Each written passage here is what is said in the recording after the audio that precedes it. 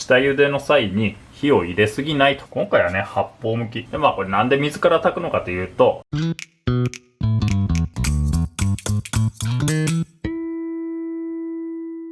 エビ芋の炊き方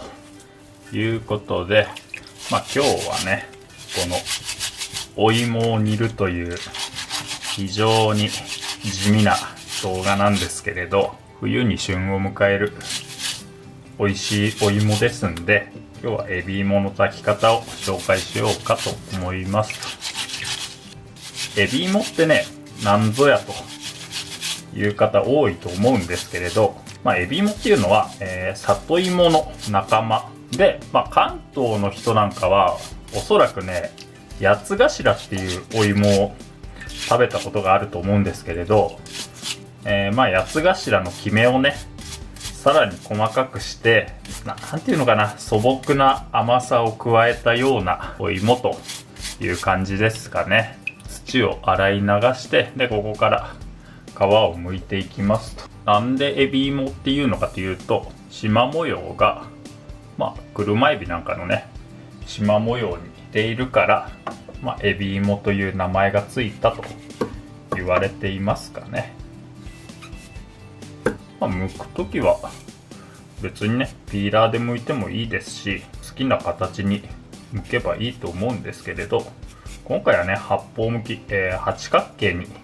剥いていきますと。八方に剥くやり方は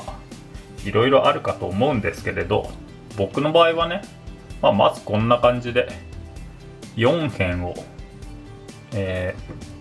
先にね、皮を剥きますと。ここを最初に剥いたら、今度ね、この、反対の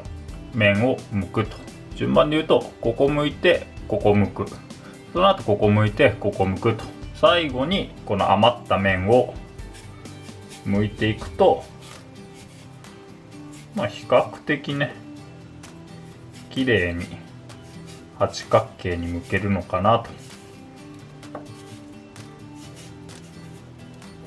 こういった形で剥いたら、このまま炊いてもいいんですけれど、さすがにこの量は食べないので、煮る前にね、一口大に切ってしまいますと。これね、エビ芋ってアクが回りやすいので、切ったら、すぐに水にさらしていきますと。エビ芋ってね、主に、西の方、近畿地方で育てられる芋でして、冬にね、旬を迎える高級食材と、おせち料理なんかにも入ったりしますし、エビ芋個人的には非常に好きなお芋なので、今回はエビ芋の炊き方を紹介する動画を撮っておりますと。今水にさらしてるんですけれど、このまま炊き始めるとアクが回ってね、紫がかったグレー色みたいな色になってしまうので、これ一度ね、水をきれいにして、水道のね、水を弱くして、ちょろちょろボウルに水を張りながら、だいたいね、40分ぐらい水にさらしていきますと。こんな感じでね、水が濁らなくなるまで十分にさらしたら、ここからね、下茹でしていきますと。これ大根と一緒でね、米のとぎ汁で茹でると、最後しっかりとアクが抜けるので、下茹でしていきますと。もしね、米のとぎ汁がなければ、これね、生米を直接ね、こっちに入れて下茹でしていきますと。根菜類を炊く時のポイントとしては、これね、水から炊くということと。でこれなんで水から炊くのかというと、お湯に入れるとどうしてもね、表面だけ先に火が入って煮崩れてしまうので、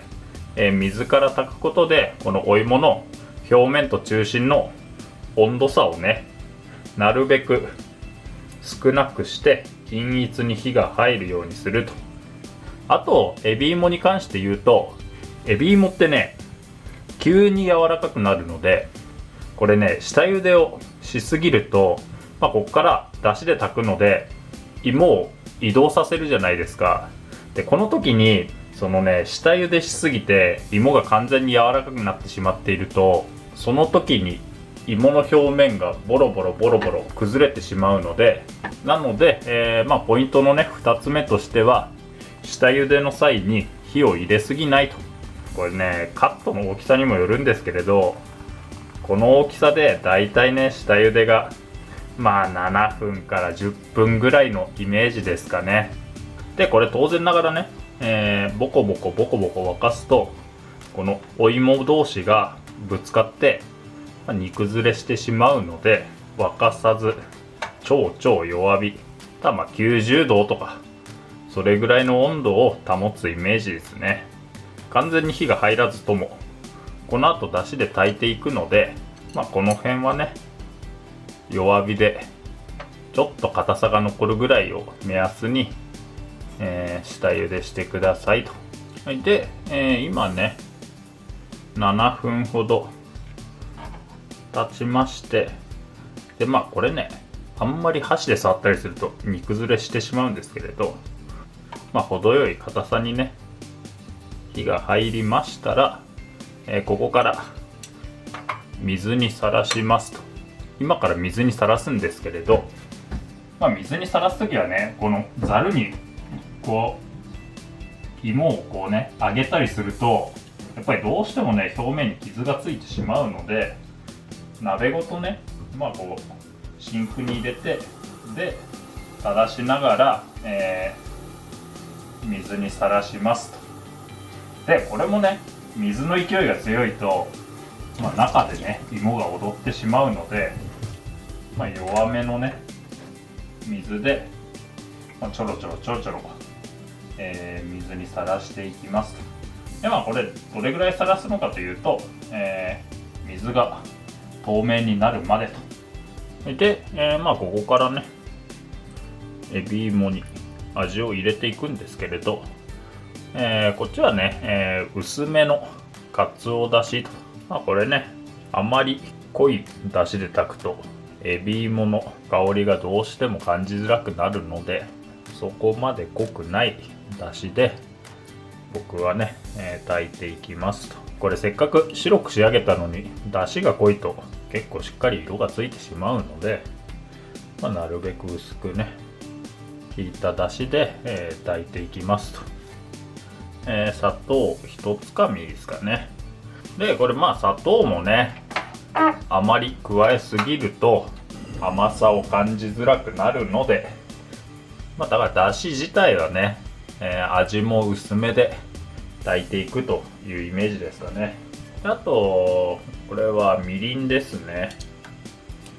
みりんもね一回し程度で、ここから、10分ほど、弱火で炊いて味を入れますと。5分ほど経ったところで、こちらは薄口醤油ですね。香り付け程度にね加えて味見をしてみて、程よい塩気と甘さがありましたら、このままお芋が柔らかくなるまで炊いて火を止めますと。柔らかくなったかどうかは、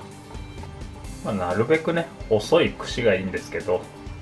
串を刺してみてもう感覚なくねストンと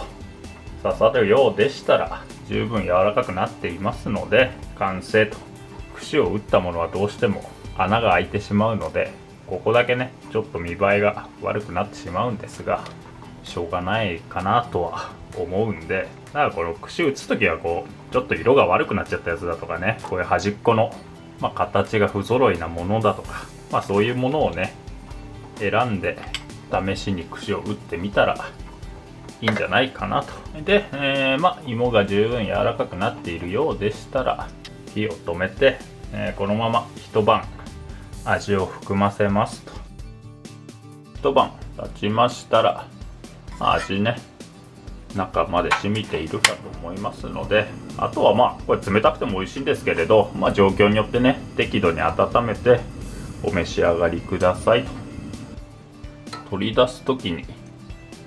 当然ね芋が柔らかいので、優しくね、扱ってくださいと。このままね器に盛ってもいいですし、あとはね食べやすい大きさに切り分けてもいいですしと。この時にね結構芋が煮崩れやすいので、形ね崩さないように、優しく扱ってくださいと。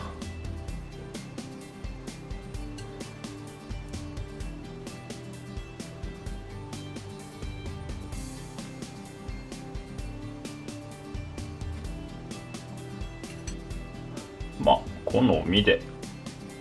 煮汁をちょっとね添えてもいいですし、柚子なんかを添えてもいいですし、味噌で食べても美味しかったりするので、この辺はね、好みで香りをつけたり味を入れたりしてみてくださいと。はい、ということで本日はエビ芋の煮方でございましたと。はい、以上です。